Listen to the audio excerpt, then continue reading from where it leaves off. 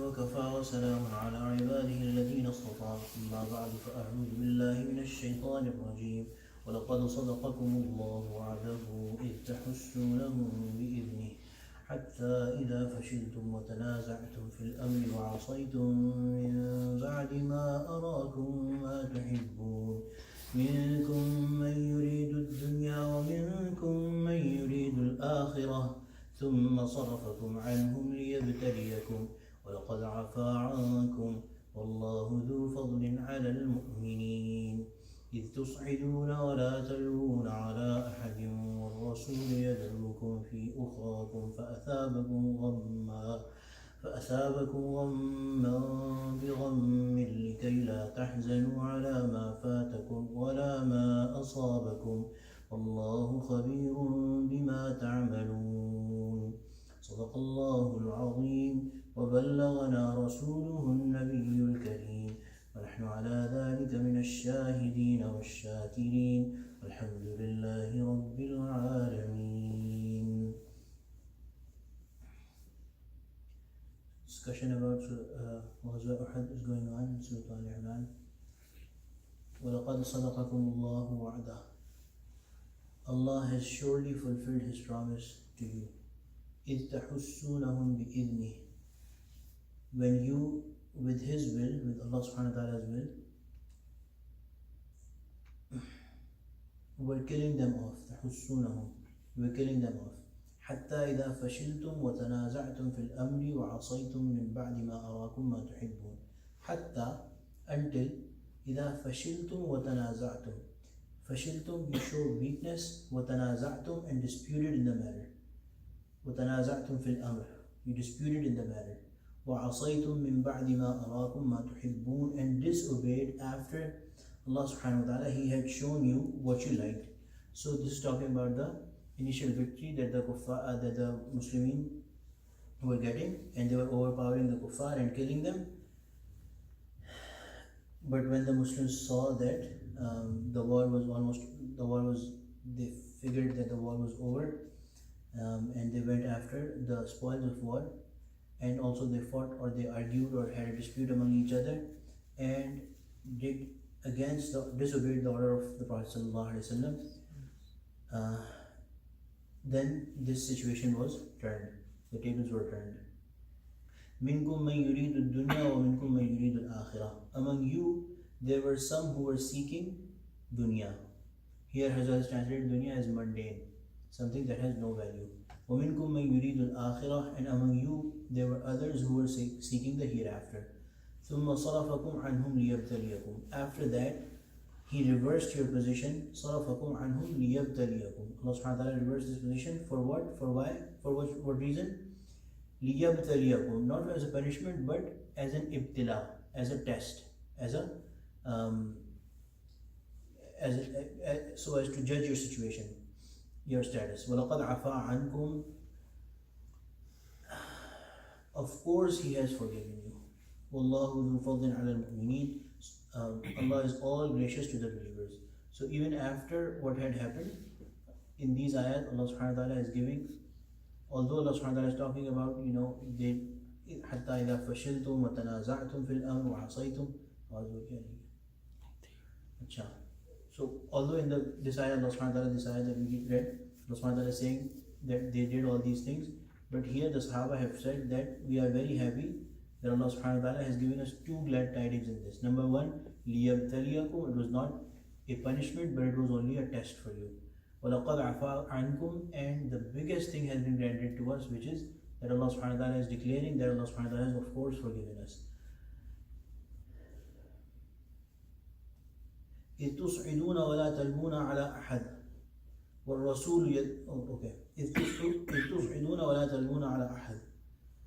When you were going away, not even turning to look at anyone. وَلَا تَلْوُونَ عَلَى أَحَدٍ. You were not turning back to look at anyone. وَالرَّسُولُ يَدْعُوكُمْ فِي أُخْرَاكُمْ. And from your behind, the messenger was calling you. So what happened that after the news had spread that the Prophet ﷺ has passed away, Muslims lost their ground, lost courage, and started running away. And when they were running away to take protection, the Prophet ﷺ was alive, and when he saw that happening, he called after them. But Hakim al has written that these people, it was such a situation that the Sahaba could not recognize the voice of the Prophet ﷺ. So they were running away in such a way that they were not even waiting to turn back and see who's calling after them, and they did not recognize the voice.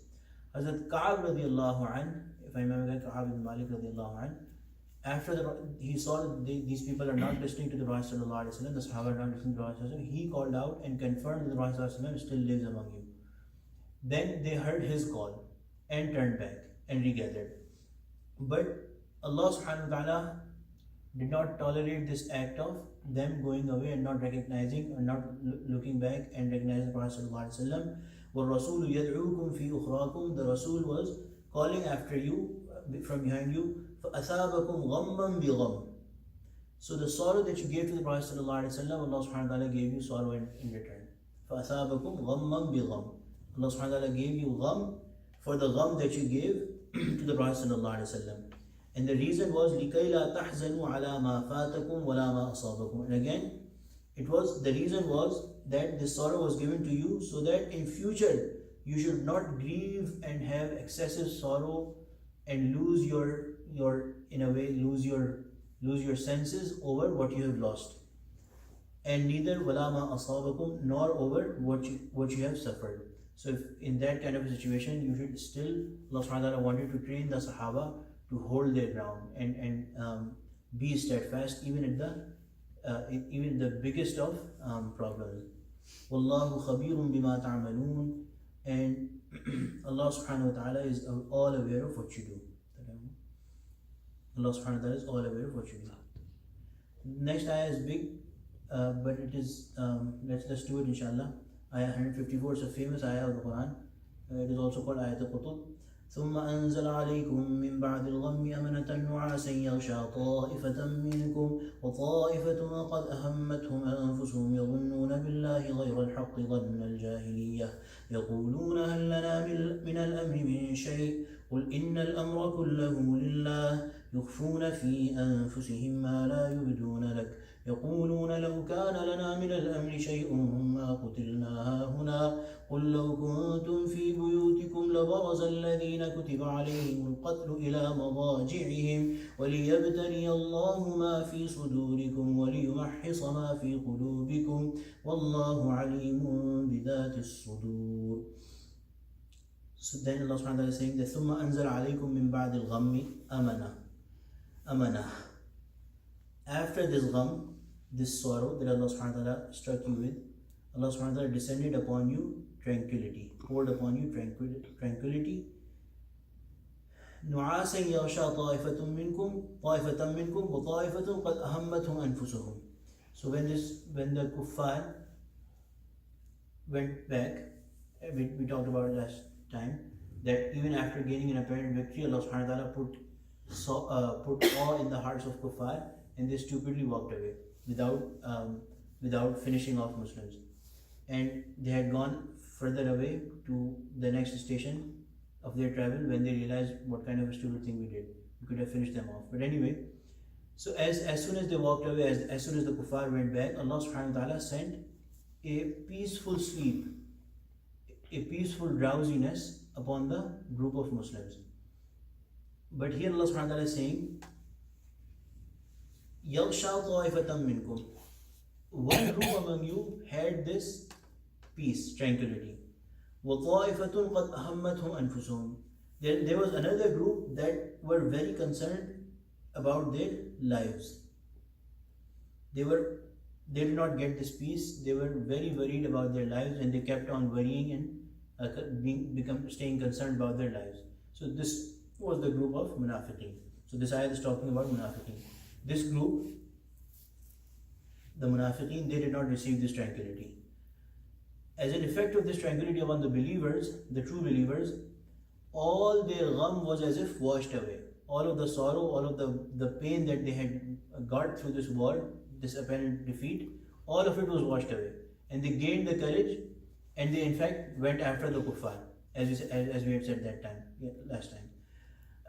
But this group of munafiqeen, they did not receive any peace. يَظُنُّونَ بِاللَّهِ غَيْرَ الْحَقِّ ظَنَّ الْجَاهِلِيَّةِ. They were having thoughts about Allah subhanahu wa ta'ala and thoughts of ignorance. Dhanna al-jahiliyyah. They were having bad lack of confidence in Allah subhanahu wa ta'ala. And that was based on their jahiliyyah, ignorance. يَقُولُونَ, they were saying, هَلْ لَنَا مِنَ الْأَمْرِ مِنْ شَيْءٍ, is there anything in our hands? So these people were, na'udhu billah, ridiculing. And they came to the Prophet ﷺ and said generally that, is there anything in our hands? So this is a matter of aqeedah, that nothing is in our hands. And they knew fully well. The meaning was that we had suggested that we should stay back in Medina, and the Prophet ﷺ did not accept our suggestion.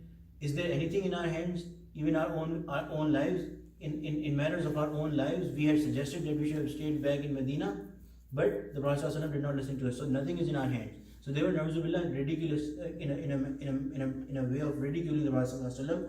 They were asking. Allah subhanahu wa ta'ala is telling the Prophet ﷺ to answer in a very beautiful way. That they are putting the guise, they are not saying the real thing, what is in their heart, but they are just posing the question, disguising it in a straightforward question. Is there anything in our hands? So Allah subhanahu wa ta'ala said, قُلْ إِنَّ الْأَمْرَ كُلَّهُ لِلَّهِ. You should give them a straight answer as well, that everything is in the hands of Allah subhanahu wa ta'ala. They'll get their answer. يُخْفُونَ فِي أَنفُسِهِمْ مَا لَا يُبْدُونَ لَكَ. They conceal in their hearts what they do not disclose to you. So this is what they were concealing in their hearts. يَقُولُونَ لَوْ كَانَ لَنَا مِنَ الْأَمْرِ شَيْءٌ مَا قُتِلْنَا هَا هُنَا. They say, if we had any say in this matter, مَا قُتِلْنَا هَا هُنَا, we would not have been killed here. قُلْ, say, لَوْ كُنْتُمْ فِي بُيُوتِكُمْ, if you were in your homes, لَبَرَزَ الَّذِينَ كُتِبَ عَلَيْهِمُ الْقَتْلُ إِلَى مَضَاجِعِهِمْ. Those destined to be killed here would have come out all the way here, to their place where they were supposed to be killed and fall. وَلِيَبْتَلِيَ اللَّهُ مَا فِي صُدُورِكُمْ وَلِيُمَحِّصَ مَا فِي قُلُوبِكُمْ. Again, the reason of all this happening, the wisdom behind all of this happening was ibtila, or testing you. وَلِيَبْتَلِيَ اللَّهُ مَا فِي صُدُورِكُمْ. Whatever is in your chests, whatever is your heart holding, whatever is in there. So the nifaq of the hypocrisy of the munafiqeen was cleared. وَلِيُمَحِّصَ مَا فِي قُلُوبِكُمْ. And Allah subhanahu wa ta'ala may purify whatever is in your heart. So the true believers, they had true belief in their heart, and that belief was further strengthened through this test. Wallahu alimun bidat as-sudur. And don't think that anything that you are hiding in your chest, Allah subhanahu wa ta'ala does not know. Allah subhanahu wa ta'ala is aware, fully aware of whatever is in your chests. This ayah 154 is called Ayat al-Qutub. We've heard from Mashayikh that it is very,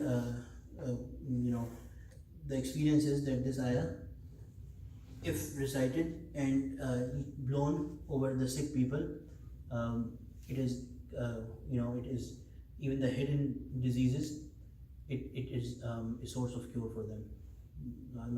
Mashayikh tell different wazaif of this, but this ayah should be recited and the sicknesses are cured, bodily sicknesses. Alhamdulillah Rabbil Alameen, wassalatu wassalamu ala sayyidil mursaleen.